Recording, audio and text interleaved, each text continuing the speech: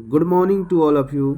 और आज हम लोग डिस्कस करेंगे भारतीय राष्ट्रीय कांग्रेस, जिसकी स्थापना, उनके अध्यक्ष, संस्थापक, पक्षधर और क्यों भारतीय राष्ट्रीय कांग्रेस की स्थापना हुई, इसके बारे में हम लोगों ने प्रीवियस ईयर के वीडियो में डिस्कस कर लिया है। अभी मैं स्टार्ट करूंगा क्वेश्चन नंबर 13 और आप लोग सारे क्वेश्चन को समझिए और एक एक करके सभी प्रश्नों का आंसर दीजिए। स्टार्ट करते हैं क्वेश्चन नंबर 13। कांग्रेस के निम्नलिखित नेताओं में से कौन एक कैबिनेट मिशन योजना के पक्ष में पूरी तरह से थे? तो कैबिनेट मिशन योजना के पक्ष में पूरी तरह से कौन थे? इसका राइट आंसर महात्मा गांधी, जवाहरलाल नेहरू, सरदार पटेल या मौलाना अबुल कलाम आज़ाद। तो इसके राइट आंसर है Mahatma Gandhi, option number A, Mahatma Gandhi. चलिए डिस्कशन इसका है। महात्मा गांधी कैबिनेट मिशन के योजना के पक्ष में पूरी तरह से सहमत थे और कैबिनेट मिशन के बाद ही देश आज़ादी के कगार पर आ जाती है। नेक्स्ट हम लोग चलते हैं क्वेश्चन नंबर 14 में। अध्यक्षीय संबोधन के समय जिस कांग्रेस के अध्यक्ष ने हिंदी भाषा के लिए रोमन लिपि लागू करने की वकालत की थी, वो कौन थे? तो हिंदी भाषा के लिए रोमन लिपि, ठीक है, सुनने में आश्चर्य लगता है कि हिंदी भाषा के लिए रोमन लिपि लागू करने की वकालत किसने की थी? तो ये ऑप्शन है महात्मा गांधी, जवाहरलाल नेहरू, अबुल कलाम आज़ाद या सुभाष चंद्र बोस। इसका राइट आंसर होगा सुभाष चंद्र बोस, क्योंकि सुभाष चंद्र बोस ने वो जानते थे कि अगर अंग्रेज़ों को यहाँ से निकालना है तो कहीं न कहीं हिंदी भाषा के लिए रोमन लिपि अगर लागू किया जाए तो फिर उनके ही शब्दों में जवाब दिया जाए। सुभाष चंद्र बोस ने 1938 में हरिपुरा कांग्रेस अधिवेशन के अध्यक्षीय संबोधन के समय हिंदी भाषा के लिए रोमन लिपि लागू करने की वकालत की थी और 1938 के हरिपुरा कांग्रेस अधिवेशन जो है सुभाष चंद्र बोस ने अपनी जीत दर्ज की थी और महात्मा गांधी के विरुद्ध जिन्होंने महात्मा गांधी ने एक ऐसे नेता को उतारा था इलेक्शन में जो कि इनसे हार चुके थे और ये 1937-38 का अधिवेशन था। चलिए, उनका नाम था जेबी कृपलानी। क्वेश्चन नंबर 15 में आते हैं और क्वेश्चन नंबर 15 इस प्रकार से है कि भारतीय राष्ट्रीय कांग्रेस के बारे में निम्नलिखित कथनों पर विचार कीजिए। फर्स्ट ऑफ ऑल है सरोजिनी नायडू कांग्रेस की अध्यक्षी होने वाली प्रथम महिला थी। ये मैंने आपको कल बताया था कि कांग्रेस की प्रथम अध्यक्ष जो है बनी थी एनी बेसेंट, तो ये क्या हो जाएगा? ये गलत हो जाएगा। दूसरा है सी आर दास में चितरंजन दास जब कांग्रेस अध्यक्ष के रूप में कार्य किए तो वे जेल में थे। चलिए इसको भी आगे देखेंगे। एलन ऑक्टेवियन ह्यूम, जिसे हम लोग कहते हैं एओ ह्यूम, प्रथम ब्रिटिश नागरिक थे जो कांग्रेस के अध्यक्ष बने। ये ब्रिटिश नागरिक तो थे लेकिन ये कांग्रेस के कभी अध्यक्ष नहीं बने थे। ठीक है, तो निम्नलिखित कथनों पर हम लोग विचार करेंगे। आगे है अल्फ्रेड वेब 1894 में कांग्रेस के अध्यक्ष बने थे, अल्फ्रेड वेब। ठीक है, और नेक्स्ट है निम्नलिखित में से उपरोक्त में से कौन से कथन सही हैं? तो आप फिर से ध्यान देंगे। पहला था सरोजिनी नायडू कांग्रेस की अध्यक्ष होने वाली प्रथम महिला थी। नेक्स्ट है सी आर दास ने जब कांग्रेस अधिवेशन के अध्यक्ष के रूप में कार्य किए थे वे जेल में थे। एलन ऑक्टेवियन ह्यूम प्रथम ब्रिटिश नागरिक थे जो कांग्रेस अध्यक्ष बने। अल्फ्रेड वेब 1894 में ईस्वी में कांग्रेस के अध्यक्ष थे। तो हमने जो 1 और 3 को एलिमिनेट किया है क्योंकि यहाँ पर एलिमिनेशन भी आप लोगों को आना चाहिए। चलिए हम लोग देखते हैं उपरोक्त कथनों में कौन से कथन सही हैं। तो क्या, जैसा हमने बताया कि 1 और 3 ये नहीं हो सकता, तो 2 और 4 हो सकते हैं। ठीक है, तो 15 का राइट आंसर है 2 और 4, यानी कि सी आर दास जब कांग्रेस के अध्यक्ष बने थे चितरंजन दास तो वे जेल में थे, ये सही जो है लाइन है। नेक्स्ट है अल्फ्रेड वेब 1894 में कांग्रेस के अध्यक्ष बने थे। चलिए डिस्कशन पर आते हैं। डिस्कशन बहुत इम्पोर्टेंट है। यदि आप मेरे वीडियो को लगातार और एवरीडे, जैसे कि मैंने कल आपको बताया था, यदि आप हर रोज़ देखेंगे तो आप समझ पाएंगे, आपके पढ़ाई के प्रति रुचि जागृत होगी। जो शब्द आप समझ नहीं पा रहे हैं उनको आप कर पा रहे हैं, और ये मेरा सबसे सटीक तरीका है। और इस प्रीवियस ईयर क्वेश्चन के द्वारा ही इनका योगदान हमारे पढ़ाई में लगभग 60% रहा है, जिसके कारण से मैं बहुत छोटे से जॉब से बिहार पुलिस से, फिर बिहार टीचर ज्वाइन नहीं किया था, बिहार पुलिस से के कांस्टेबल के जॉब से, फिर बहुत सारे एग्ज़ाम निकालने के बाद Jharkhand high school teacher, net वगैरह सारा मैंने कंप्लीट किया है। PYQ ये प्रीवियस ईयर क्वेश्चन के माध्यम से। और अभी मैं जो है अभी PGT ज्वाइन करने वाला हूँ झारखंड में, +2 टीचर। और ये सर्विस पीरियड की अगर बात करूँ तो मैं 14 साल से 14वां साल है ये मेरा सर्विस पीरियड का। मैं 2011 में ही पुलिस में ज्वाइन किया था। तो आप जो है अगर लगातार देखेंगे, समझेंगे शब्दों को, तो आपको बहुत बेनिफिट होने वाला है। और आंसर को मैं इसलिए भी ढक के रखता हूँ ताकि मैं भी इसको फिर से मेमोराइज कर पाऊँ, याद कर पाऊँ, क्योंकि मुझे भी एग्जाम देनी है। चलिए आते हैं। 1917 में हुए कांग्रेस के कलकत्ता अधिवेशन की अध्यक्षता श्रीमती एनी बेसेंट ने की थी। चलिए ये मैं बता चुका हूँ। ये कांग्रेस की प्रथम महिला अध्यक्ष थी। CR दास ने, चितरंजन दास ने 1921 और 1922 में क्रमशः ये अहमदाबाद तथा गया में हुए कांग्रेस अधिवेशन की अध्यक्षता की थी। ठीक है, चलिए 1922 का मुझे बिल्कुल याद था, 1921 मैं याद कर पाया। CR दास ने 1921 तथा 1922 में क्रमशः अहमदाबाद और गया में, अहमदाबाद कहाँ हो गया, गुजरात में, गया बिहार में, हुए कांग्रेस के अधिवेशन की अध्यक्षता की थी। उन्हें 1921 ईस्वी में पत्नी और बेटे के साथ हिरासत में लेकर जेल भेज दिया गया था।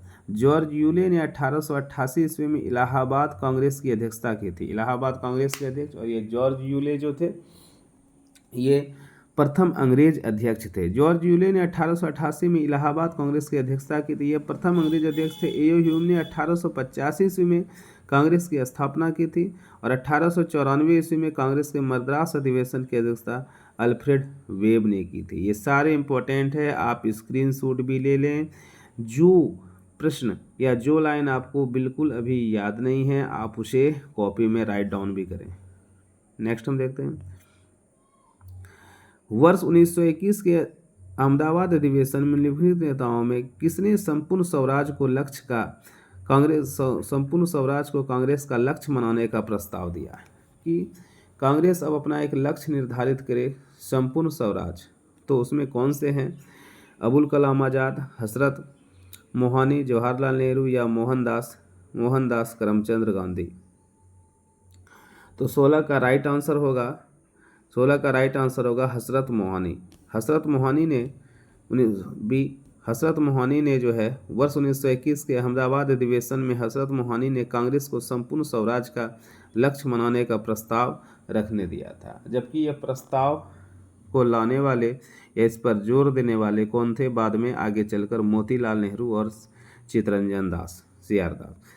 क्वेश्चन नंबर 17 देखते हैं। भारत के विभाजन के समय भारतीय राष्ट्रीय कांग्रेस के अध्यक्ष कौन थे? अब सारे क्वेश्चन IAS 2000, IAS 1999 और ये सब में आ गया है। अभी IAS का पैटर्न थोड़ा सा चेंज हुआ है और इनमें से कुछ क्वेश्चन को अभी भी पूछा जा रहा है। ठीक है, अभी भी मैं देखूं तो अभी 40% इसी प्रकार के क्वेश्चन आते हैं। कुछ पैटर्न चेंज हो चुकी है और इन सभी पैटर्न को जो 2000, 1999, 2004, 5 में UPSC में पूछा जा रहा था, अब वो BPSC में, टीचर में, नेट में, वे सारा एग्ज़ाम में ये सब क्वेश्चन आने लगे हैं और इससे काफ़ी आपको बेनिफिट होगा। तो प्लीज़ आप जो है रोज़ मेरी वीडियोस को देखिए और मोटिवेट होइए, पढ़िए और जीवन में आगे बढ़िए। भारत के विभाजन के समय भारतीय राष्ट्रीय कांग्रेस के अध्यक्ष कौन थे? तो भारत के विभाजन के समय भारतीय राष्ट्रीय कांग्रेस के अध्यक्ष थे कौन? सी राजगोपालाचारी, JB कृपलानी, जवाहरलाल नेहरू और मौलाना अबुल कलाम आज़ाद। तो इसका राइट आंसर होगा भारतीय राष्ट्रीय कांग्रेस के अध्यक्ष भारत विभाजन के समय कौन थे? जब भारत के विभाजन के समय तो ये कौन थे? ये थे JB कृपलानी। इसका राइट आंसर होगा ऑप्शन नंबर बी। भारत के विभाजन के समय भारतीय राष्ट्रीय कांग्रेस के अध्यक्ष JB कृपलानी थे 1947 में। चलिए क्वेश्चन नंबर 18 पर आते हैं। थोड़ा थोड़ा धीरे धीरे वीडियो ये मैं फास्ट भी करूँगा ताकि आपको समझ में थोड़ा सा टाइम, कम टाइम में अधिक में क्वेश्चन करा सकूँ। कांग्रेसी नेताओं द्वारा मॉन्टेग्यू चेम्सफोर्ड रिपोर्ट की निंदा करने पर कई नरमपंथियों ने पार्टी छोड़कर निम्न में से कौन सी पार्टी का गठन किया? तो जो कांग्रेसी नेता थे उन्होंने मॉन्टेग्यू चेम्सफोर्ड रिपोर्ट, ये मॉन्टेग्यू चेम्सफोर्ड रिपोर्ट अंग्रेजी गवर्नमेंट के द्वारा लाया गया था की निंदा करने पर, ठीक है, ये इन्होंने निंदा कई नरमपंथियों ने पार्टी छोड़कर निम्न में से कौन सी पार्टी का गठन किया? ठीक है, इन्होंने निंदा कर कि ये ठीक नहीं है और ये अलग, इससे कुछ अलग जो है सुधार आनी चाहिए। उन्होंने नरमपंथी पार्टी को छोड़ दिया और अलग पार्टी का गठन किया। ये कौन थे भाई? स्वराज पार्टी का गठन किया, इंडियन फ्रीडम पार्टी का गठन किया, इंडिपेंडेंस फेडरेशन ऑफ इंडिया का गठन किया या इंडियन नेशनल लिबरल फेडरेशन का गठन किया? तो इसका राइट आंसर होगा option number D, Indian national liberal federation. कांग्रेसी नेताओं द्वारा मॉन्टेग्यू चेम्सफोर्ड रिपोर्ट की निंदा करने पर कई नरमपंथियों ने पार्टी छोड़कर इंडियन नेशनल लिबरेशन फेडरेशन का गठन किया, पार्टी का गठन किया। इसके अध्यक्ष थे सुरेंद्र नाथ बनर्जी। चलिए नेक्स्ट हम लोग आते हैं 19 पर। निम्नलिखित कथनों पर विचार कीजिए। भारतीय राष्ट्रीय कांग्रेस का प्रथम अधिवेशन कलकत्ता में हुआ था। क्या कलकत्ता में हुआ था? बिल्कुल आप लोग मेमोराइज करें, मेरे ख्याल से तो बिल्कुल नहीं। भारतीय राष्ट्रीय कांग्रेस का दूसरा अधिवेशन दादा भाई नौरोजी की अध्यक्षता में हुआ था। सोचिए, ठीक है, ये भी सही है। भारतीय राष्ट्रीय कांग्रेस तथा मुस्लिम लीग दोनों में से लखनऊ में 1916 में अधिवेशन हुआ। कांग्रेस और मुस्लिम लीग दोनों ने 1916 में अधिवेशन हुआ और लखनऊ समझौता संपन्न कराया। बिल्कुल बात है, दोनों के बीच समझौता हुआ था क्योंकि 1906 में मुस्लिम लीग का गठन हुआ और उसके बाद संबंध थोड़े सा बिगड़े। 1907 में कांग्रेस का विभाजन हुआ। इस प्रकार से पूरा जो है कांग्रेस 1906 और 1907 में पूरा बट गया। जो भी मुस्लिम लीडर्स थे वो अलग हो गए 1906 में और उग्रवादी उदारवादी दल दोनों अलग हो गए 1907 में सूरत अधिवेशन में, जिसकी अध्यक्षता रास बिहारी बोस ने की थी। इस प्रकार से अगर हम देखें तो यहाँ पर क्या हो जाएगा कि ए भी गलत है और 3 भी गलत है, 1 और 3 दोनों गलत है। तो कौन सही है इसमें से? केवल 2 सही है।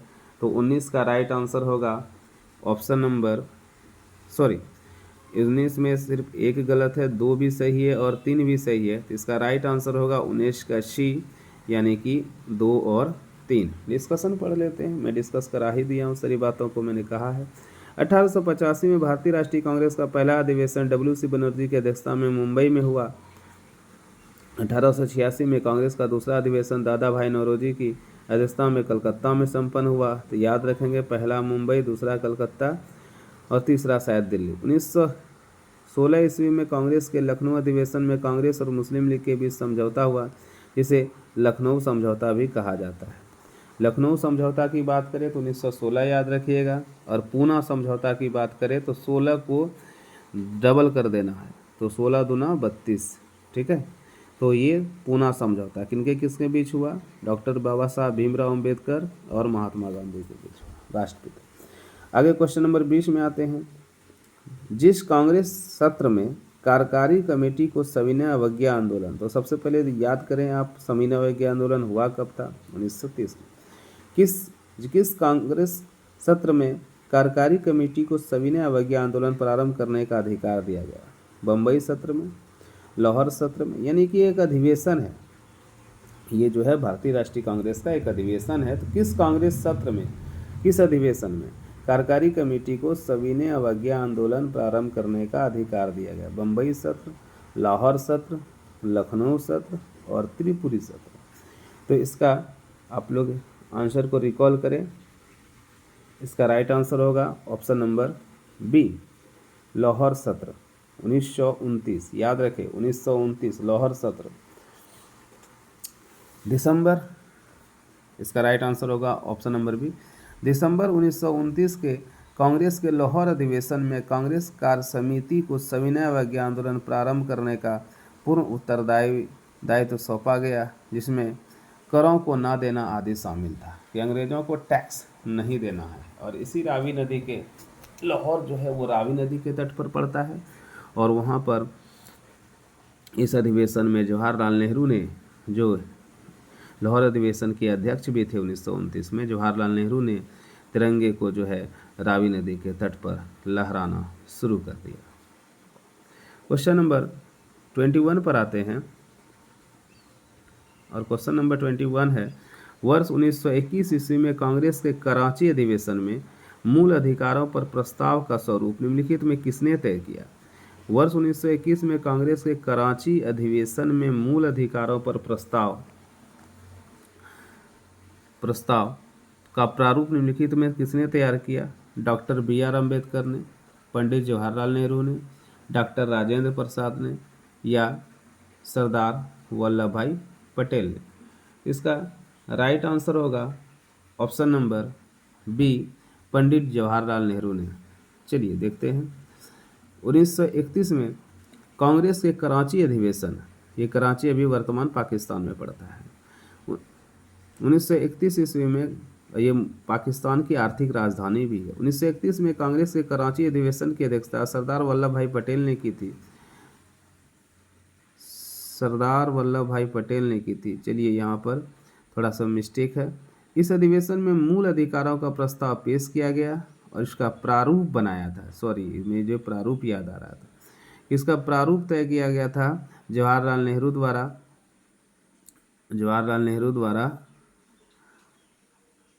तो इसका ये आंसर बिल्कुल ही सही है, क्योंकि प्रारूप की ही बात कर रहा है, यहाँ पर अध्यक्ष की बात नहीं कर रहा है। मैं सही था। 1931 में कांग्रेस के कराची अधिवेशन की अध्यक्षता भले ही सरदार वल्लभ भाई पटेल ने की, लेकिन इस अधिवेशन में मूल अधिकारों का प्रस्ताव पेश किया गया किनके द्वारा? जवाहरलाल नेहरू द्वारा। इसके लिए राइट आंसर होगा पंडित जवाहरलाल नेहरू। चलिए क्वेश्चन नंबर 22 को हम लोग देखते हैं। 1929 में कांग्रेस को छोड़ने के पश्चात सुभाष चंद्र बोस ने किस दल की स्थापना की? 1939 में कांग्रेस को छोड़ने के पश्चात सुभाष चंद्र बोस ने किस दल की स्थापना की? Indian freedom party, Azad Hind फौज, रिवॉल्यूशनरी फ्रंट या फॉरवर्ड ब्लॉक? तो 1929 में आप ये नहीं याद रख 1939 ये नहीं याद रख लेना है कि आज़ाद हिंद फौज, ठीक है, इसके संस्थापक शायद अलग थे। तो 1929 में कांग्रेस को छोड़ने के पश्चात सुभाष चंद्र बोस ने फॉरवर्ड ब्लॉक की स्थापना की थी। 1939 में फॉरवर्ड ब्लॉक की स्थापना हुई थी। इसका राइट आंसर होगा 22 का डी। चलिए, जबकि आज़ाद हिंद फौज की स्थापना करने वाले रास बिहारी बोस थे।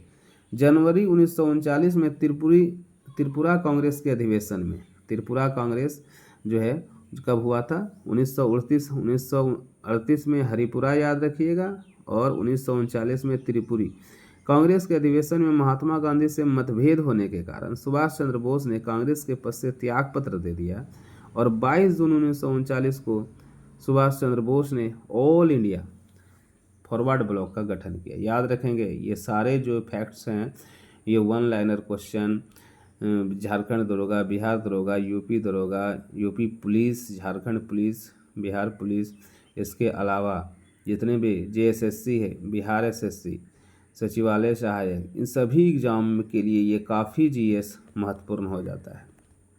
तो आपका कॉन्सेप्ट भी बनना है। भारतीय राष्ट्रीय कांग्रेस का वर्ष 1939 का लाहौर सम्मेलन, जिसमें अंग्रेजों से पूर्ण स्वतंत्रता या पूर्ण स्वराज पाने का संकल्प अंगीकृत किया गया, किसकी अध्यक्षता में हुआ था? तो ये मैंने आपको से पहले डिस्कस कर दिया है। आप इसका राइट आंसर बताएं। क्या बाल गंगाधर तिलक, गोपाल कृष्ण गोखले, जवाहरलाल नेहरू या मोतीलाल नेहरू? आई होप आपको इसका आंसर पता होगा। इसका राइट आंसर है option number C, Jawaharlal Nehru.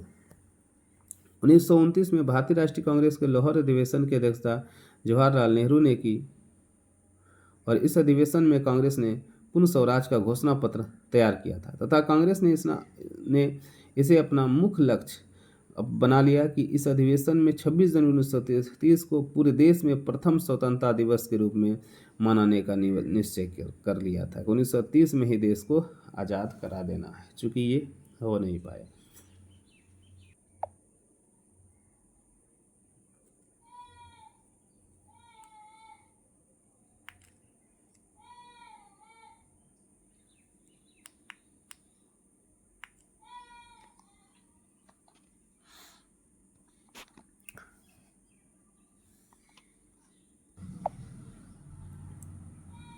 चलिए स्टार्ट करते हैं क्वेश्चन नंबर 24।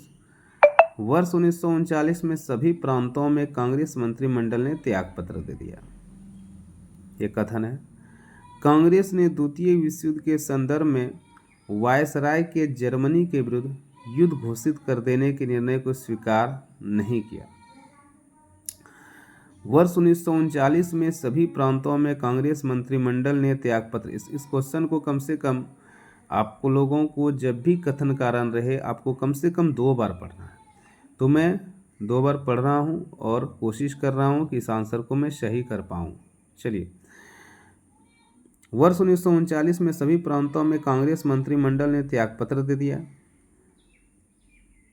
क्या यह कथन सही है? मुझे तो लगता है कि यह सही है।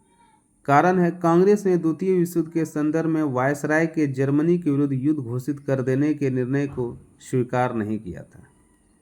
इसलिए ये कारण भी सही है और शायद व्याख्या भी स्पष्ट करता है, क्योंकि द्वितीय विश्व युद्ध 1939 से 45 के बीच हुआ था और युद्ध होने से पहले ही अंग्रेजी सरकार ने, ब्रिटिश गवर्नमेंट ने बिना कांग्रेस से राय लिए उन्हें द्वितीय विश्व युद्ध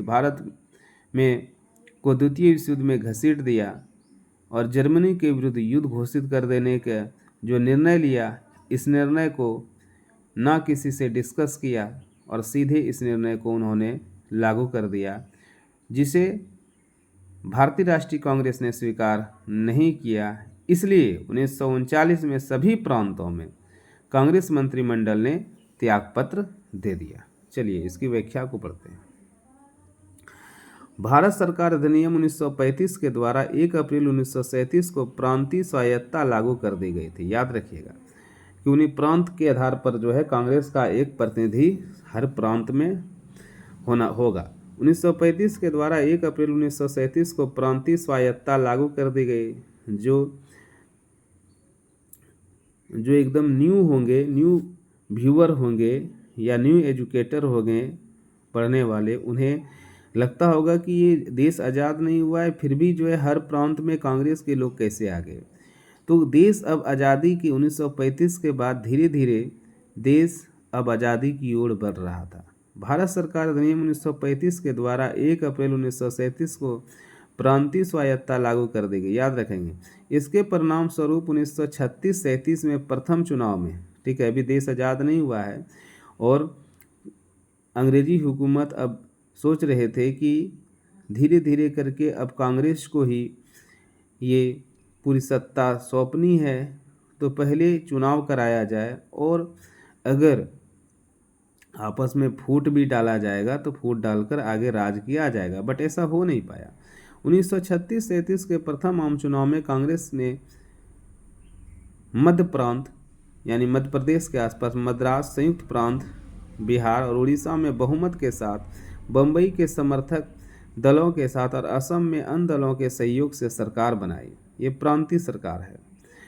परंतु सितंबर 1939 में द्वितीय विश्व युद्ध में वायसराय लॉर्ड लिनलिथगो ने बिना भारतीय विधानमंडल से परामर्श किए, जो 1935 के शासन अधिनियम में लागू था कि भारतीय विधानमंडल बन चुकी है, इससे परामर्श लेकर ही भारत मंत्रिमंडल को यानी कि अंग्रेजी हुकूमत को काम करना है। उन्होंने बिना विधानमंडल से परामर्श लिए भारत की ओर से युद्ध की घोषणा कर दी, जिसके कारण सभी प्रांतों में कांग्रेस के मंत्रिमंडल ने त्याग दे दिया। चलिए क्वेश्चन नंबर 25 पर आते हैं। ऐसे क्वेश्चन जब आएंगे तो इसमें काफ़ी समय भी लगता है, बट इसे छोड़कर भागना नहीं है, क्योंकि आप भागेंगे और कोई यहाँ पर टिका रहेगा, रिजल्ट उनके झोले में चली जाएगी। वर्ष 1931 में भारतीय राष्ट्रीय कांग्रेस के कराची अधिवेशन के लिए, जिसकी अध्यक्षता सरदार पटेल कर रहे थे, किसने मूल अधिकार और आर्थिक कार्यक्रम पर संकल्प प्रारूपित किया?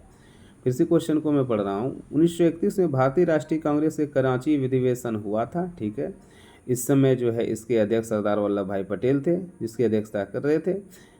किसने मूल अधिकारों तथा आर्थिक कार्यक्रम पर संकल्प प्रारूपित किया था? देखिए ये क्वेश्चन रिपीट कर गया, मैंने कहा था कि क्वेश्चन रिपीट करता है। तो इसका राइट आंसर क्या होगा? इसका राइट आंसर होगा 25 का, इसका राइट आंसर होगा 25 का बी, यानी कि पंडित जवाहरलाल नेहरू। 1931 में भारतीय राष्ट्रीय कांग्रेस के कराची अधिवेशन की अध्यक्षता सरदार वल्लभ भाई पटेल ने की थी और इसमें 2 मुख्य प्रस्ताव पंडित जवाहरलाल नेहरू ने पारित किए। पहला था प्रस्ताव में पंडित जवाहरलाल नेहरू ने मूल अधिकार और आर्थिक कार्यक्रम पर संकल्प प्रारूपित किया, वही मौलिक अधिकार जो अभी हम लोगों को मिलता है, जिसमें इस अधिवेशन में स्वीकार कर लिया गया। गांधी जी को द्वितीय गोलमेज सम्मेलन में लंदन जाकर भाग लेने की अनुमति प्रदान की गई। 3 गोलमेज सम्मेलन हुआ था, 1930, 1931 और 1932। गांधी जी जो है द्वितीय गोलमेज सम्मेलन में ही भाग लिए थे। नेक्स्ट हम लोग देखते हैं, वर्ष 1942 के भारत छोड़ो आंदोलन के समय में निम्नलिखित में कौन सी एक टिप्पणी सही नहीं है? 1942 में भारत छोड़ो आंदोलन हुआ था, तो कौन सी एक टिप्पणी सही नहीं? यह आंदोलन अहिंसक था। भारत छोड़ो आंदोलन बिल्कुल गांधी जी ने शुरू किया था, अहिंसक ही था। इसका नेतृत्व महात्मा गांधी ने किया था, ये भी सही है। यह आंदोलन स्वतः परिवर्तित था, स्वतः यह आंदोलन परिवर्तित था, धीरे धीरे इस आंदोलन ने अलग रूप लिया। चलिए इस पर कन्फ्यूजन है। नेक्स्ट हम देखते हैं, इसने समान श्रमिक वर्ग को आकर्षित नहीं किया था। इस आंदोलन ने समान श्रमिक वर्ग को आकर्षित नहीं किया था। तो अब देखिए कि इसमें से ये कौन सी बातें सही टिप्पणी सत्य नहीं है, यानी सत्य नहीं है यह। तो यह आंदोलन अहिंसक था। तो पहले मैं सत्य पर विचार करता हूँ। इसका नेतृत्व महात्मा गांधी ने किया था, सही बात है, लेकिन महात्मा गांधी जेल चले गए तो यह स्वतः परिवर्तित हो गया। इसमें समानता श्रमिक वर्ग को आकर्षित नहीं किया था, ये भी जो है सत्य है, लेकिन यह आंदोलन अहिंसक था, यह आंदोलन हिंसक आगे चलकर हो गया था। चलिए देखते हैं, क्रिप्स मिशन की वापसी के पश्चात गांधी जी ने एक प्रस्ताव तैयार किया और इसे कांग्रेस कार्य समिति ने वर्धा में 4 जुलाई 1942 को स्वीकृति दे दी। समझना है, क्रिप्स मिशन की वापसी के समय क्रिप्स मिशन वापस जाओ का नारा भी लगाया था। Cripps mission go back, Cripps mission go back. Cripps mission की वापसी के पश्चात गांधी जी ने एक प्रस्ताव तैयार किया और इसे कांग्रेस कार्य समिति ने वर्धा में 4 जुलाई 1942 को स्वीकृति दे दी। अखिल भारतीय कांग्रेस कमेटी ने बम्बई के ग्वालियर टैंक मैदान में 8 अगस्त 1942 को अंग्रेजों भारत छोड़ो का प्रस्ताव पारित किया। ये डेट याद रखना है, और कहाँ? बम्बई के ग्वालियर टैंक मैदान में 8 अगस्त 1942 भी याद रखें। गांधी जी को संघर्ष का नेता बना दिया। फलतः 9 अगस्त 1942 को सभी कांग्रेसी नेताओं को बंदी बना लिया और इसमें आंदोलन का नेतृत्व उग्रवादी तत्वों के हाथ में आ गया। जो भी उदारवादी दल के नेता थे उसमें से वो लोग जेल चले गए और अब आंदोलन जो है हिंसक हो गया और स्वतः स्फूर्त हो गया। इसलिए ये भी सही हो जाता है कि स्वतः परिवर्तित भी था। इस आंदोलन में सभी वर्गों ने अपनी भागीदारी निभाई, परंतु कम्युनिस्टों ने आंदोलन का बहिष्कार करने का निर्णय लिया। चलिए क्वेश्चन नंबर 27, वर्ष 1939 में कांग्रेस मंत्रिमंडल ने 7 प्रांतों में त्यागपत्र दे दिया था। देखिए ये क्वेश्चन फिर रिपीट किया। वर्ष 1939 में कांग्रेस मंत्रिमंडल ने 7 प्रांतों में त्याग दे दिया था। क्यों दिया? कांग्रेस अन्य 4 प्रांतों में मंत्रिमंडल बना नहीं पाई, इसलिए त्यागपत्र दिया। कांग्रेस में वाम पक्षों के उदय से मंत्रिमंडल का कार्य करना असंभव हो गया था। उनके प्रांतों में बहुत अधिक सांप्रदायिक अशांति थी। कहता है कि 1939 में कांग्रेस मंत्रिमंडल ने 7 प्रांतों में त्यागपत्र दे दिया। त्यागपत्र क्यों दिया? तो मैंने बताया कि त्यागपत्र देने का कारण अलग था। त्यागपत्र देने का कारण था कि 19 द्वितीय विश्व युद्ध में अंग्रेजी हुकूमत ने बिना भारतीय मंत्रिमंडल को विधानमंडल को बताए ही जर्मनी के विरुद्ध ये युद्ध में शामिल हो गए, जिसके कारण से कांग्रेस मंत्रिमंडल के सातों प्रांतों ने त्यागपत्र दे दिया। चलिए, डिस्कशन भी वही है। सितंबर 1939 में द्वितीय विश्व युद्ध प्रारंभ होने के पश्चात ब्रिटिश सरकार ने भारतीय विधानमंडल से बिना परामर्श के भारत की ओर से युद्ध की घोषणा कर दी।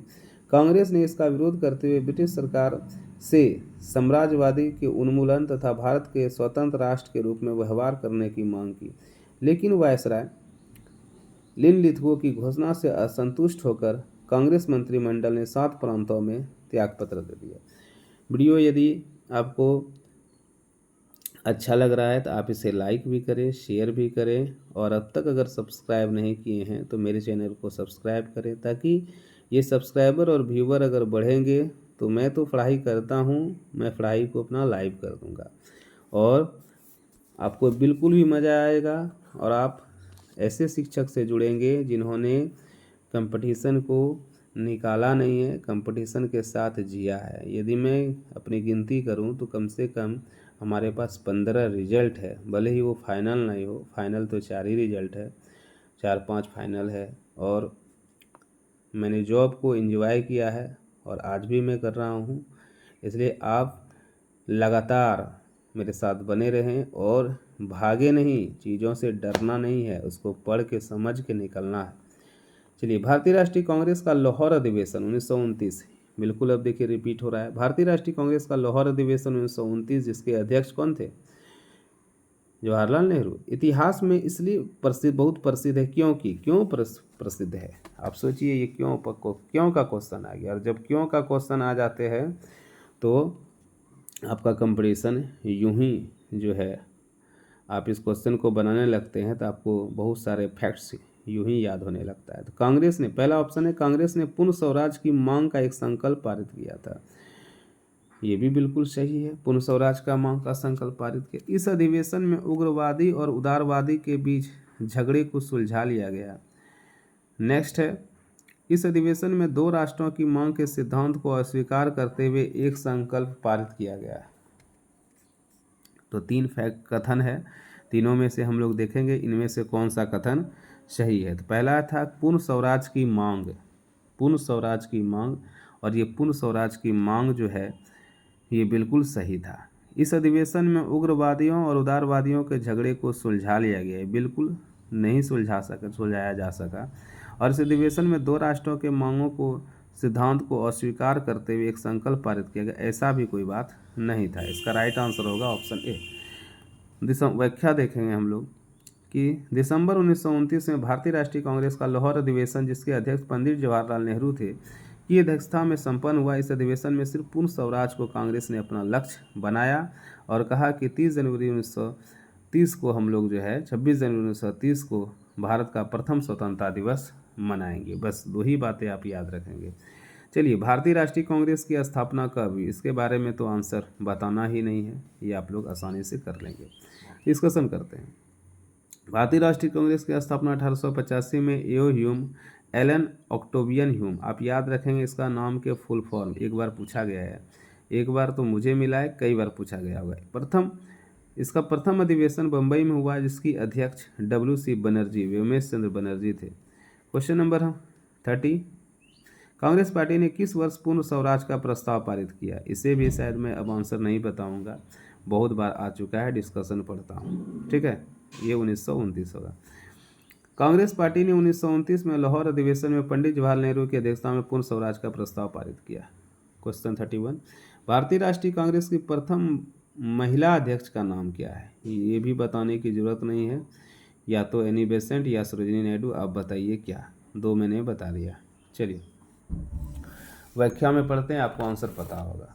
व्याख्या है, भारतीय राष्ट्रीय कांग्रेस की प्रथम महिला अध्यक्ष एनी बेसेंट थी, जिन्हें 1917 में कांग्रेस के कलकत्ता अधिवेशन की अध्यक्षता की थी। सरोजिनी नायडू ने 1925 में कानपुर अधिवेशन, याद रखेंगे, सरोजिनी नायडू कानपुर अधिवेशन और एनी बेसेंट कलकत्ता अधिवेशन। एनी बेसेंट कलकत्ता अधिवेशन 1917 और 1925 कानपुर अधिवेशन में अध्यक्षता की। 1942 के भारत के छोड़ो आंदोलन के दौरान जो भूमिगत संरचनात्मक ढांचा तैयार किया गया था उसका नेतृत्व अरुणा आसफ अली ने सुचेता कृपलानी के साथ किया था।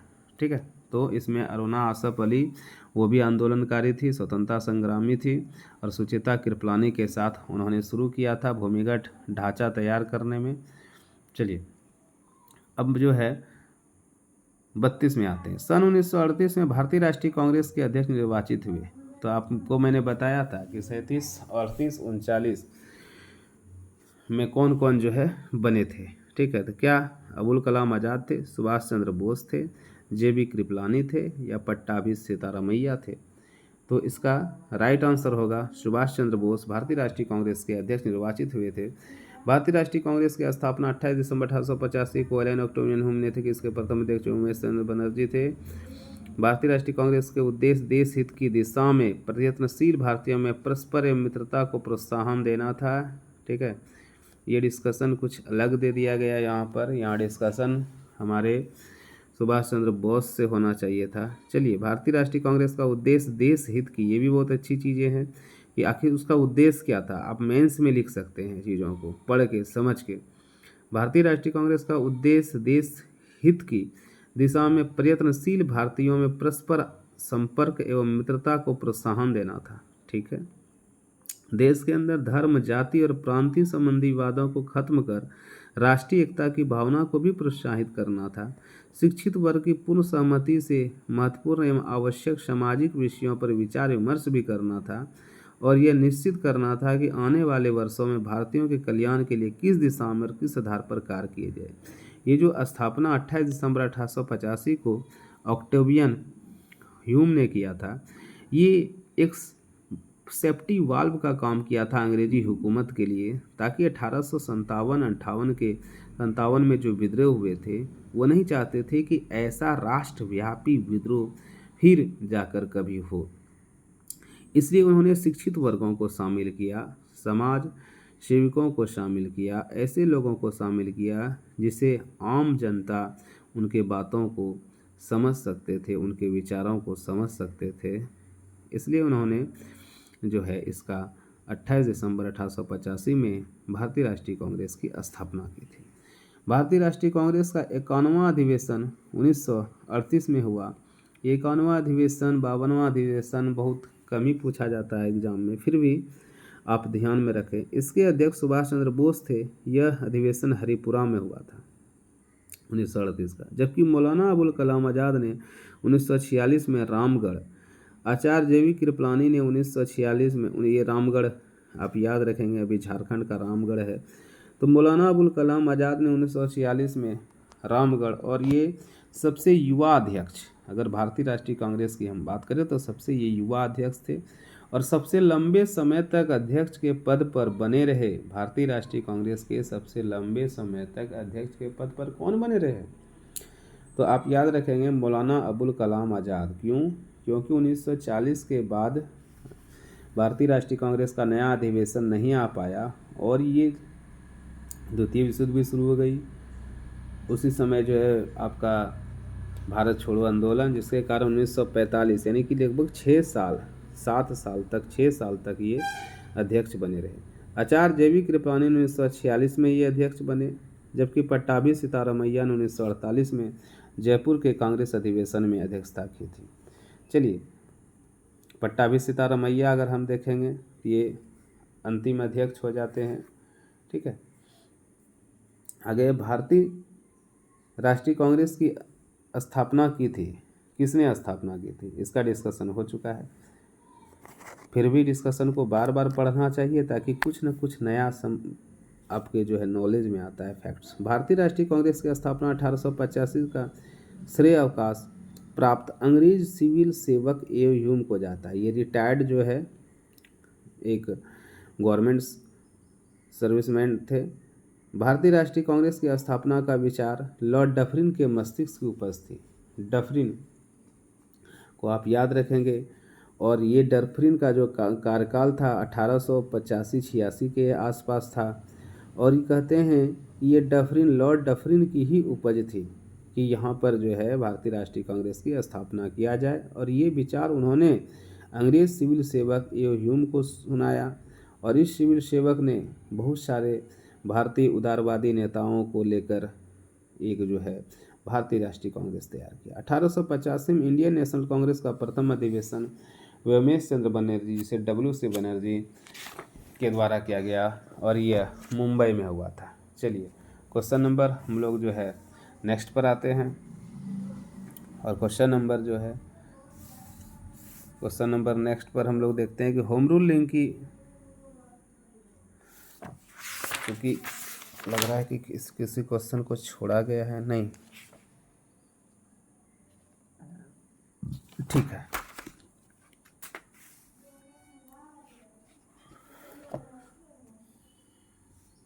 भारतीय राष्ट्रीय कांग्रेस का प्रथम अधिवेशन कहाँ हुआ था? ये भी बिल्कुल सही है, प्रथम अधिवेशन बम्बई में हुआ था। चलिए, भारतीय राष्ट्रीय कांग्रेस की स्थापना एओ ह्यूम ने 28 दिसंबर 1885 में किया था। अगर जो वीडियो को लगातार अगर देख रहे होंगे, वीडियो को स्किप नहीं किए होंगे, तो उन्हें पता चल रहा होगा कि एक ही क्वेश्चन बार बार रिपीट होता है और मैं जो बता रहा हूँ ये 100% सही है और आपको एक से एक नई चीज़ें मिलेगी। आप जितना भी किताबों में पढ़ेंगे और सोचेंगे कि मैं वो यहाँ पर याद रख पाऊँ, वो बिल्कुल याद नहीं रहता है जब तक वो बार बार आप नहीं पढ़ते। इसलिए आप MCQ लगाएं। ये नहीं कि सिर्फ जो मैं बता रहा हूँ ये आप जितना MCQ मार सकते हैं, जो आप 3 साल में रिजल्ट करेंगे वो आपकी रिजल्ट 1 साल में तो निश्चित ही हो जाएगी। भारतीय राष्ट्रीय कांग्रेस की स्थापना एओ ह्यूम ने 28 दिसंबर 1885 में की। इसका प्रथम अधिवेशन बम्बई गोकुल दास तेजपाल संस्कृत कॉलेज भवन, याद रखेंगे कभी कभी दे देता है, गोकुल दास तेजपाल संस्कृत कॉलेज के भवन में व्योमेश चंद्र बनर्जी की अध्यक्षता में हुई। इसके प्रथम महासचिव एओ ह्यूम थे, एलन ऑक्टेवियन ह्यूम। ये सरकारी गवर्नमेंट सेक्टर के सर्विसमैन थे। इस प्रथम अधिवेशन में कुल 72 प्रतिनिधियों ने भाग लिया। ये जो 72 प्रतिनिधि थे ये भारत के ही अलग अलग प्रांतों से, ठीक है, भारत की स्वाधीनता के प्रति सचेत थे और चाह रहे थे कि अंग्रेजी हुकूमत भारतीयों के जनमानस में इस तरह से डर का माहौल ना बना दे। और इन लोगों ने अपनी याचिका और प्रार्थना के माध्यम से अपनी बातों को आगे रखने के ये लोग कभी कभी काम भी करते थे। तो इस प्रथम अधिवेशन में कुल 72 प्रतिनिधियों ने भाग लिया। एओ ह्यूम स्कॉटलैंड के निवासी थे। ये भी एक बार दो बार पूछा जा चुका है, कई बार पूछा जा चुका है। इन्हें भारतीय राष्ट्रीय कांग्रेस का पिता भी कहा जाता है क्योंकि इन्होंने Indian national Congress, father of Indian national Congress के पिता के नाम में इन्हें जाना जाता है। इन्होंने लोकमित्र नाम के समाचार पत्र के प्रकाशन में सहयोग भी दिया था। ये बिल्कुल मेरे लिए भी नया फैक्ट्स है। कांग्रेस का दूसरा अधिवेशन 1886 में दादा भाई नौरोजी की अध्यक्षता में कलकत्ता में हुआ, दूसरा अधिवेशन। और कांग्रेस का 9वां अधिवेशन 1893 में लाहौर में संपन्न हुआ। ये मैं पहले डिस्कस कर चुका हूँ। 1886, 1893 और 1906। 1886, 1893 और 1906। 1886 का जो है कलकत्ता में अधिवेशन हुआ, जबकि 1893 में लाहौर में संपन्न हुआ। भारतीय राष्ट्रीय कांग्रेस के 3 बार अध्यक्ष बनने वाले एकमात्र नेता दादा भाई नौरोजी। भारतीय राष्ट्रीय कांग्रेस की स्थापना की गई, कब की गई? भारतीय राष्ट्रीय कांग्रेस की स्थापना 1885, कई बार हो चुका है। देखिए, एओ ह्यूम के प्रयास से जब ये भारतीय राष्ट्रीय कांग्रेस शुरू हुआ होगा तो आप लोग देखते होंगे बहुत सारे कथन और कारण को आप लोगों को लगता होगा ये काफ़ी इम्पोर्टेंट क्वेश्चन है। चूँकि जितनी भी सेट शुरू होती है इस बुक में, ये बहुत ही इम्पोर्टेंट्स जो है प्रकाशन का बुक है। इसमें सारा IAS से शुरू होगा, फिर BPS पर जाएगा, JPS पर जाएगा, JPSC पर, उसके बाद और थोड़ा सा स्टैंडर्ड लो होगा। तो आप स्टैंडर्ड हाई से समझेंगे तो आपको बहुत मज़ा आएगा। एओ ह्यूम के प्रयास से 1885 में भारतीय राष्ट्रीय कांग्रेस की स्थापना में बम्बई में गोकुल दास तेजपाल में बैठक हुई। चलिए, इसके बाद लगातार जो है दिसंबर माह में ही इसकी बैठक होने लगी। एओ ह्यूम को इसका सचिव बनाया गया था, याद रखिएगा। एक सचिव होते हैं, एक अध्यक्ष होते हैं। एक सचिव को सेक्रेटरी कहा जाता है। चलिए, भारतीय राष्ट्रीय कांग्रेस के संस्थापक थे, कौन थे भाई? असैनिक थे, असैनिक सेवक थे, विज्ञानी थे, सामाजिक कार्यकर्ता थे या मिलिट्री कमांडर थे? यानी कि एओ ह्यूम जो है पेशे से कौन थे? तो ए ह्यूम पेशे से असैनिक सेवक हैं। असैनिक सेवक कहते हैं, जैसे कि देखेंगे आप यूपीएससी जेपीएससी की एग्ज़ाम जब होती है तो उसमें लिखता है असैनिक, ठीक है, सिविल सर्विसेज होती है। इसी प्रकार से ये असैनिक थे, यानी कि सेना के कमांडर वगैरह नहीं थे, ना ही वैज्ञानिक थे, ना ही सामाजिक कार्यकर्ता थे। एओ ह्यूम और उसके साथियों ने 1885 में कांग्रेस की स्थापना की। एओ ह्यूम चूंकि एक सिविल सेवक थे, सरकारी सेवक थे, अतः इसकी स्थापना के लिए असैनिक प्रयास ही कहा जाता है। एओ ह्यूम ने 1881 से मैडम ब्लाडवस्की के प्रभाव में आए, किंतु बाद में उनसे अलग हो गए और 1885 में डफरिन के कहने पर, याद रखेंगे लॉर्ड डफरिन के कहने पर ही ह्यूम ने भारतीय नेताओं को मिलाकर भारतीय राष्ट्रीय कांग्रेस को जन्म दिया और इसके पहले महासचिव बने। क्वेश्चन ये भी पूछा जा गया है कई बार कि भारतीय राष्ट्रीय कांग्रेस की स्थापना किस वायसराय के समय हुए, ठीक है, तो आपका इसका राइट आंसर क्या हो जाएगा, लॉर्ड डफरिन। भारतीय राष्ट्रीय कांग्रेस की स्थापना की गई, चलिए बहुत अच्छा, ह्यूम के द्वारा। एक अवकाश प्राप्त रिटायर्ड अंग्रेज अधिकारी थे एलन ऑक्टेवियन ह्यूम ने विभिन्न नेताओं से सहयोग कर कांग्रेस की स्थापना की। दिन के 11 बजे, चलिए ठीक है, कांग्रेस के व्योमेश चंद्र बनर्जी 72 प्रतिनिधि ने भाग लिया। भारतीय राष्ट्रीय कांग्रेस का प्रथम अधिवेशन कहाँ हुआ था, बम्बई, चलिए इसमें भी कुछ नहीं है। भारतीय राष्ट्रीय स्पीड देखिए, जब कुछ ऐसी बातें रहती है तो मैं स्लो भी रहता हूँ, और जब क्वेश्चन बहुत इजी रहे तो फास्ट भी होना है। भारतीय राष्ट्रीय कांग्रेस के दूसरे अधिवेशन की अध्यक्षता किसने की, दूसरा अधिवेशन एकदम याद होगा आपको, दादा भाई नौरोजी का नाम। चलिए,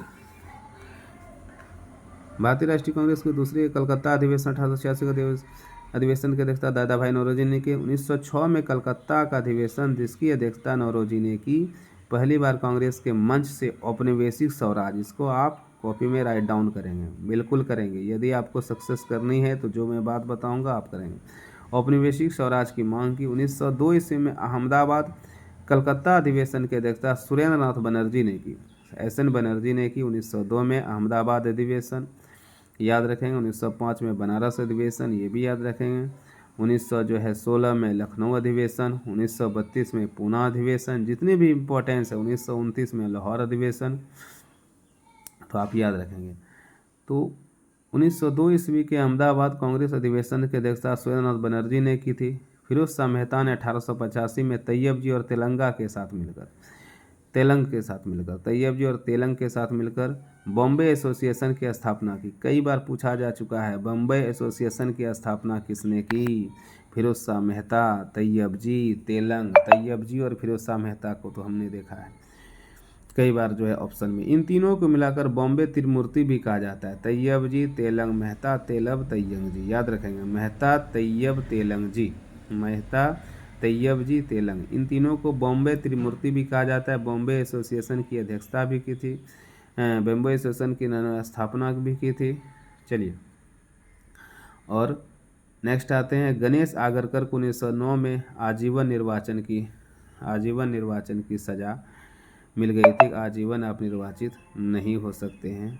चलिए, निम्नलिखित में कौन सा नेता कांग्रेस के गरम दल से संबंधित था, जो कि मैंने बार बार डिस्कस किया है, ठीक है, चूँकि इसमें उनका नाम है लेकिन वो लाल बाल पाल में शामिल नहीं है। चलिए, दादा भाई नौरोजी बिल्कुल नहीं, गोपाल कृष्ण गोखले बिल्कुल नहीं। अब बातें आ जाती है अरविंद घोष और एस एन बनर्जी पर, तो यहाँ पर अरविंद घोष ही आंसर है और होना चाहिए। चलिए, अरविंद घोष, सुरेंद्र नाथ बनर्जी भी हो जाएंगे आपके उसमें शामिल। तो नरम दली नेता दादा भाई नौरोजी, एम जी रानाडे, गोपाल कृष्ण गोखले, और जो गोपाल कृष्ण एम जी रानाडे है, ये गोपाल कृष्ण गोखले के राजनीतिक गुरु हैं। आप याद रखिएगा, गोपाल कृष्ण गोखले के राजनीतिक गुरु एम जी रानाडे और महात्मा गांधी के राजनीतिक गुरु गोपाल कृष्ण गोखले। मैं एक बार फिर रिपीट करता हूँ, गोपाल कृष्ण गोखले के राजनीतिक गुरु एम जी रानाडे और महात्मा गांधी के राजनीतिक गुरु गोपाल कृष्ण गोखले, तथा बाल गंगाधर तिलक, लाला लाजपत राय, बिपिन चंद्र पाल, जिन्हें लाल बाल के नाम से जाना जाता है, ये तीनों गरम दल के थे। साथ ही अरविंद घोष भी गरम दली नेता थे। इन तीनों का दृढ़ विश्वास था कि विदेशी चाहे जितने शासन जितना भी अच्छा है, परंतु वह स्वशासन का कभी स्थान नहीं ले सकते हैं। नरमदली नेताओं का विश्वास था कि कांग्रेस को भारतीय प्रशासन में धीरे धीरे सुधारों के लिए संवैधानिक आंदोलन करना चाहिए, इसलिए वो याचिका और प्रार्थना पर निर्भर रहते थे। नेक्स्ट क्वेश्चन है, अंग्रेजों द्वारा भारतीयों को 1947 में सत्ता हस्तांतरित किए जाने के समय कांग्रेस अध्यक्ष कौन थे? 1947 में सत्ता जब हस्तांतरित हो रही थी तो उस समय कांग्रेस के अध्यक्ष कौन थे? तो क्या जवाहरलाल नेहरू थे, राजेंद्र प्रसाद थे, अबुल कलाम आज़ाद थे या जेबी कृपलानी? इसका राइट आंसर होगा जेबी कृपलानी। 1940 से 46 मैंने पढ़ाया था कि सबसे लंबे समय तक अध्यक्ष कौन रहे। 1940 से 46 अबुल कलाम आज़ाद अध्यक्ष रहे थे। 1940 से 46 ये कांग्रेस के सबसे युवा अध्यक्ष थे और ये भारत के प्रथम शिक्षा मंत्री भी बने थे। 1940 से 46 तक अबुल कलाम आज़ाद भारतीय राष्ट्रीय कांग्रेस के अध्यक्ष रहे। इसके बाद जवाहरलाल नेहरू अध्यक्ष बने, ठीक है। परंतु नवंबर 1946 में भारतीय राष्ट्रीय कांग्रेस के अध्यक्ष पद से पंडित जवाहरलाल नेहरू ने इस्तीफा दे दिया, त्यागपत्र दे दिया। फलतः जेबी कृपलानी को अध्यक्ष बनाए गए। अतः आज़ादी के समय कृपलानी ही भारतीय राष्ट्रीय कांग्रेस के अध्यक्ष थे। नवंबर 1947 में कृपलानी ने इस पद से त्यागपत्र दे दिया और राजेंद्र प्रसाद इसके अध्यक्ष बने। एकदम यहाँ पर ध्यान रखेंगे। 1947 में देखिए, 1946 में पंडित जवाहरलाल नेहरू, उससे पहले आइए 1940 से 46, 1940 से 46 अबुल कलाम आज़ाद, 46 में जवाहरलाल नेहरू, 47 में जेबी कृपलानी और जेबी कृपलानी के त्यागपत्र देने के बाद डॉक्टर राजेंद्र प्रसाद अध्यक्ष बने, जिसे सितंबर 1947 के दिल्ली अधिवेशन की अध्यक्षता करने का मौका मिला है। चलिए क्वेश्चन नंबर नेक्स्ट पर आते हैं। सत्ता हस्तांतरण यानी कि देश आज़ाद है। सत्ता हस्तांतरण के समय निम्नलिखित राज्यों में से एक में कांग्रेस दल का पूर्ण विकसित संगठन था। जब सत्ता हस्तांतरित हो रही थी तो बहुत सारे देशी रियासत थे जो शामिल नहीं होना चाह रहे थे या किसी वजह से वो चाह रहे थे कि हम अलग ही रहें। वहाँ के राजवाड़ा था, तो उन राजवाड़ों में कह रहे हैं कि कहाँ, निम्नलिखित राज्यों में किस में हैदराबाद में, अवध में, मैसूर में, जूनागढ़ में। ये जूनागढ़ गुजरात में पड़ जाता है, ठीक है। जो न्यू एजुकेटर होंगे, जो नए शिक्षार्थी होंगे, उन्हें जूनागढ़ को समझना चाहिए। मैसूर कर्नाटक में है, अवध उत्तर प्रदेश में है, हैदराबाद जो है आंध्र प्रदेश में है। हैदराबाद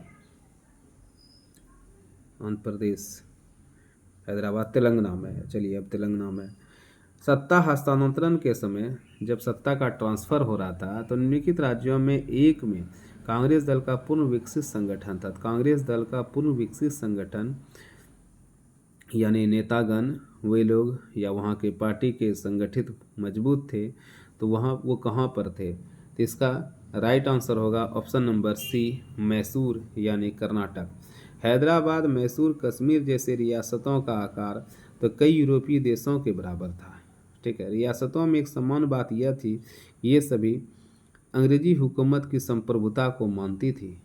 मैसूर, हैदराबाद, बड़ौदा, जामनगर, इंदौर, नवानगर और काठियावाड़ और दक्कनों की रियासतों में राज्य जन कॉन्फ्रेंस का गठन हुआ था।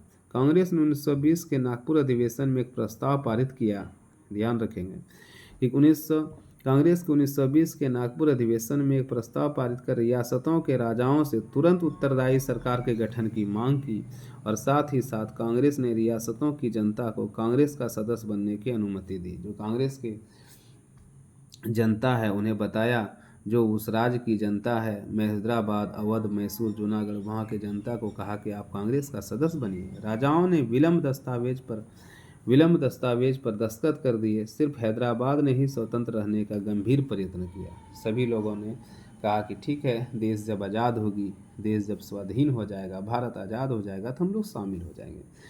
लेकिन हैदराबाद ने जो है नहीं किया।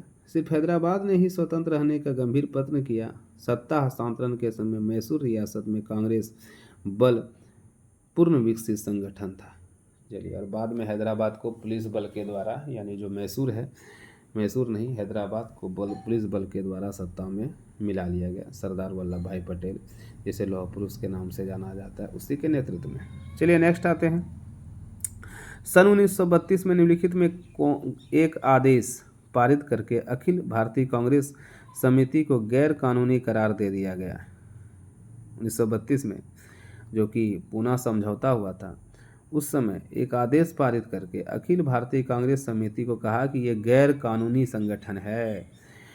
वह आदेश क्या था? गैर कानूनी संघ अध्यादेश, शांति कानून का उल्लंघन, कार्यपालक अधिकार अध्यादेश या वायसराय का विशेष अधिकार। तो ये जो है गैर कानूनी संघ अध्यादेश वो लाए थे।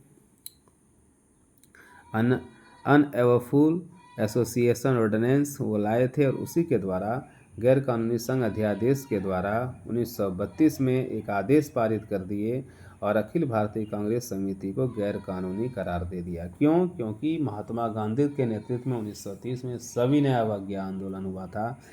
तो अंग्रेजी हुकूमत चाहते थे कि नए नए कानून को पारित करके किसी न किसी तरह से देश की जनता को, देश के कांग्रेस के नेताओं को आज़ादी के रुख से मोड़ दिया जाए और उन्हें कमज़ोर किया जाए। 4 जनवरी 1932 को गैर कानूनी संघ अध्यादेश के तहत कांग्रेस और उसके सहयोगी संगठन को अवैध घोषित कर उसके भवन, कार्यालय और संपत्ति पर कब्जा कर लिया। प्रदर्शनकारियों पर लाठियां और गोलियां बरसाई गई। सामूहिक जुर्माने तथा अनदमनकारी कार्रवाइयों के बाद भी विदेशी सामानों का बहिष्कार एवं करबंदी के माध्यम से आंदोलन जारी रहा। भारतीय राष्ट्रवाद के इतिहास में सविनय अवज्ञा आंदोलन सार्वजनिक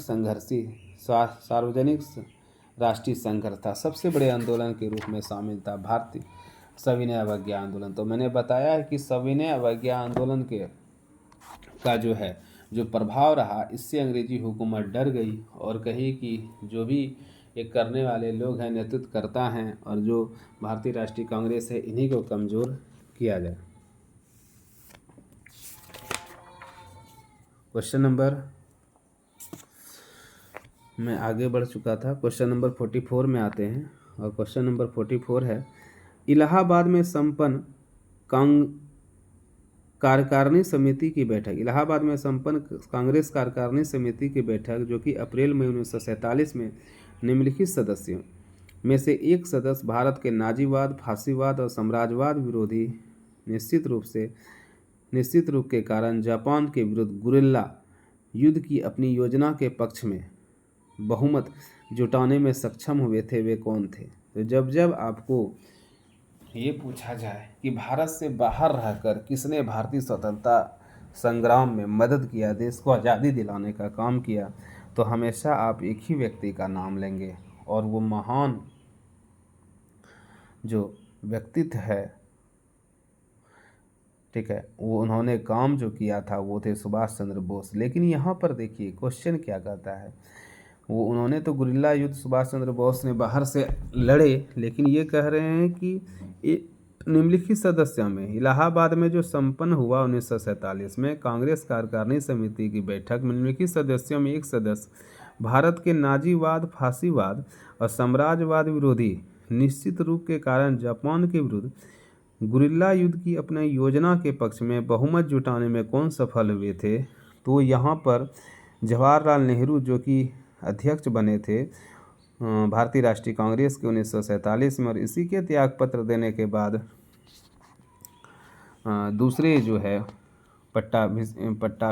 JB कृपलानी बने थे और उसके बाद जवाहरलाल नेहरू। तो इन्होंने ही जो है इलाहाबाद में संपन्न जो कांग्रेस की कार्यकारिणी समिति हुई थी उसमें कहा कि नाजीवाद, फांसीवाद और साम्राज्यवादी विरोध, ठीक है, की नीति के कारण जापान के विरुद्ध गुरिल्ला युद्ध की अपनी योजना के पक्ष में बहुमत जुटाने में ये सफल हो गए। जवाहरलाल नेहरू इससे पहले अंतर्राष्ट्रीय कांग्रेस के हेग अधिवेशन में भाग ले चुके थे और जवाहरलाल नेहरू ने कहा कि हम भारतीयों के लिए रास्ता साफ है, यह रास्ता है फांसीवाद का पूर्ण विरोध और साम्राज्यवाद का पूर्ण विरोध। चलिए क्वेश्चन नंबर 45 में आते हैं, भारतीय राष्ट्रीय कांग्रेस का 1937 का अधिवेशन बिहार के किस शहर में हुआ? तो 1937 का अधिवेशन जो है अधिवेशन हरिपुरा में है तो हुआ, लेकिन बिहार के किस शहर में हुआ, ये चूँकि क्वेश्चन गलत है, बिहार का कोई शहर नहीं है, ठीक है। तो ये उत्तर प्रदेश का शहर है। चलिए, भारतीय राष्ट्रीय कांग्रेस का 1936 का अधिवेशन फैजपुर में हुआ था, जिसके अध्यक्ष पंडित जवाहरलाल नेहरू थे। यह पहला अवसर था जब कांग्रेस का अधिवेशन किसी छोटे नगर या गांव में हुआ था। प्रश्न में दिए गए सभी विकल्प गलत हैं।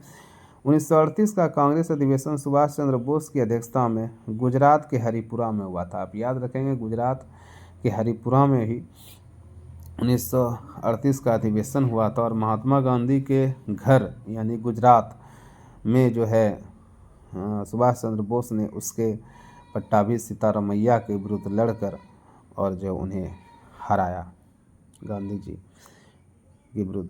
आगे, वह कौन से कांग्रेस अध्यक्ष थे जिन्होंने क्रिप्स मिशन और लॉर्ड वेवेल दोनों में वार्ताएं की। और क्रिप्स मिशन और लॉर्ड वेवेल में दोनों में वार्ता करने वाले कौन जो है कांग्रेसी नेता थे।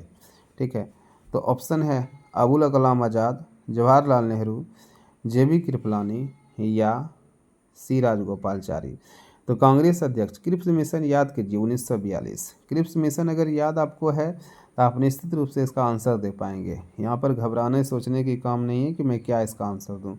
तो क्या इसका राइट आंसर हो जाएगा अबुल कलाम आज़ाद, क्योंकि अबुल कलाम आज़ाद 1940 से 1946 के बीच भारतीय राष्ट्रीय कांग्रेस के अध्यक्ष रहे, सबसे युवा अध्यक्ष रहे। वेवेल योजना, क्रिप्स मिशन योजना, क्रिप्स मिशन और कैबिनेट मिशन सब इन्हीं के समय में हुआ। तो आपको यहाँ पर ध्यान रखना है। चलिए, डिस्कशन पर आते हैं। डिस्कशन है अबुल कलाम आज़ाद का जन्म मक्का में हुआ था। 16 वर्ष की अवस्था में उन्होंने आज़ाद उपनाम धारण किया। उन्होंने अल नदवा, दिवकिल, अल हिलाल और अल विलाल जैसे बहुत से समाचार पत्र का प्रकाशन किया। इसमें जो पूछा जाता है अल हिलाल और अल विलाल याद रखेंगे। 35 वर्ष की आयु में आज़ाद भारतीय राष्ट्रीय कांग्रेस के अध्यक्ष चुने गए, सबसे युवा अध्यक्ष। यह पद ग्रहण करने वाले सबसे कम आयु के व्यक्ति थे। 1940 में वे दूसरी बार अध्यक्ष पद चुने गए और जून 1946 तक इस पद पर बने रहे, यानी कि ये 2 बार अध्यक्ष चुने गए हैं। अतः उन्होंने क्रिप्स मिशन 1942 और लॉर्ड वेवेल 1945 दोनों में वार्ता अध्यक्ष के रूप में की थी। चलिए, 1947 के भारतीय राष्ट्रीय कांग्रेस के दिल्ली अधिवेशन की अध्यक्षता किसने की। अब देखिए, 1947 में आपके जेबी कृपलानी भी जी आ जाते हैं। 1947 में जवाहरलाल नेहरू भी आ जाते हैं, अबुल कलाम नहीं आते हैं और राजेंद्र प्रसाद जी भी आ जाते हैं। चलिए, तो 1947 में इस क्वेश्चन को हम लोग गौर से देखेंगे। ये क्वेश्चन है कि 1947 के भारतीय राष्ट्रीय कांग्रेस के दिल्ली अधिवेशन की अध्यक्षता किसने की। तो आप सबसे अंतिम ही याद रखेंगे राजेंद्र प्रसाद, यानी 47 का भी। भारतीय राष्ट्रीय कांग्रेस के 53वें रामगढ़ में अधिवेशन 1940 से रामगढ़ से 1945 तक मौलाना अबुल कलाम आज़ाद कांग्रेस के अध्यक्ष रहे। भारत छोड़ो आंदोलन प्रारंभ होने पर जब कांग्रेस को गैर कानूनी संगठन घोषित कर दिया गया और सभी कांग्रेसी नेता को बंदी बना लिया गया, तो 1941 से 45 के मध्य कांग्रेस का कोई वार्षिक अधिवेशन नहीं हुआ। 1946 में जवाहरलाल नेहरू अध्यक्ष बने, किंतु नवंबर 1947 में उन्होंने त्यागपत्र दे दिया। अतः जेबी कृपलानी अध्यक्ष बनाए गए। 23 नवंबर 1946 को 54वें अधिवेशन में जेबी कृपलानी अध्यक्ष बनाए गए। स्वतंत्रता प्राप्ति के साथ कृपलानी ही अध्यक्ष थे, किंतु नवंबर 1946 में इन्होंने इस्तीफा दे दिया। अतः डॉक्टर राजेंद्र प्रसाद कांग्रेस के अध्यक्ष बनाए। इस प्रकार दिल्ली अधिवेशन 1947 में भारतीय राष्ट्रीय कांग्रेस के अध्यक्ष डॉक्टर राजेंद्र प्रसाद थे। तो इसका आंसर राइट आंसर होगा 47 का बी। चलते हैं क्वेश्चन नंबर।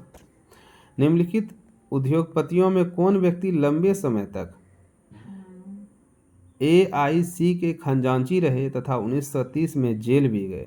तो कौन थे।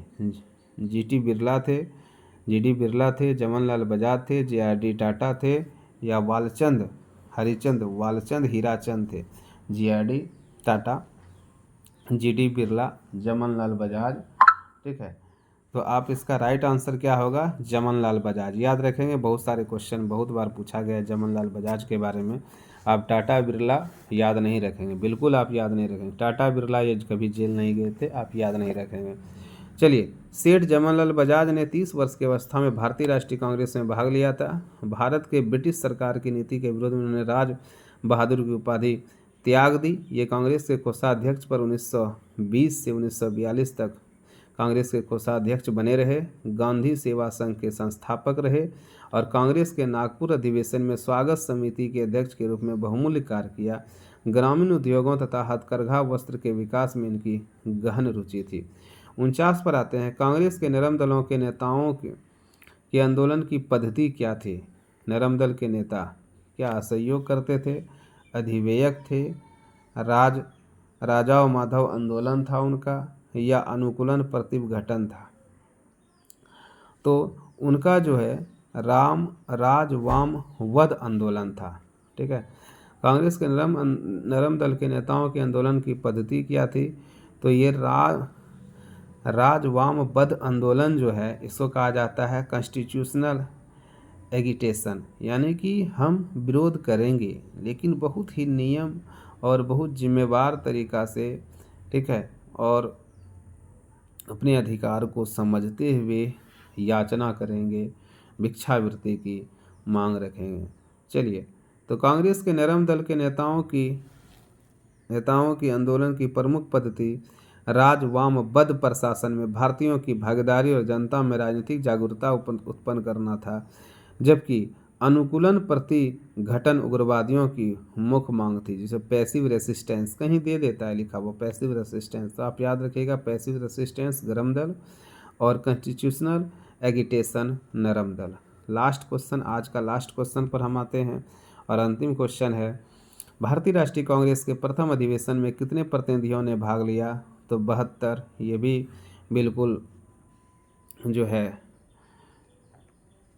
कई बार इसका डिस्कस हो चुका है और यहाँ पर भी डिस्कस करने की कोई बात है नहीं, क्योंकि ये वीडियो मैं रोज़ मॉर्निंग के टाइम 5 से 6 से 7 यानी कि आपको 8 बजे ये वीडियो अपलोड हो जाएगा मॉर्निंग में। और आप लोग कोशिश करें, ठीक है, कि मैं बहुत बेहतर करूँगा। यदि आप बहुत बेहतर करेंगे तो मेरे साथ साथ आप सफलता को प्राप्त कर पाएंगे। ठीक है। बहुत सारी किताबें हैं, लेकिन किताबें पढ़ने का एक तरीका होते हैं। बहुत सारे एजुकेटर हैं, सबका पढ़ाने का तरीका अलग है। लेकिन मैं PYQ इसलिए कहता हूँ, अगर आप प्रीवियस ईयर क्वेश्चन पर ध्यान देंगे, अगर सेट आप बनाएंगे तो सफलता जो आपको 3 साल में मिलने वाली है वो 1 साल में मिल जाएगी। कम से कम 1/3 ही समय लगेगा। आप जो है अपना कीमती 2 साल बचा सकते हैं। तो आप रोज़ 200, 20, 40 इस तरह से करके हर सब्जेक्ट का, या 100 से 200 set, math, reasoning, GK, GS, current affair, सारे सब चीज़ों को बनाएं और आगे बढ़ें। मेरी चैनल को प्लीज़ सब्सक्राइब करें, लाइक करें, शेयर करें। ठीक है। Thank you.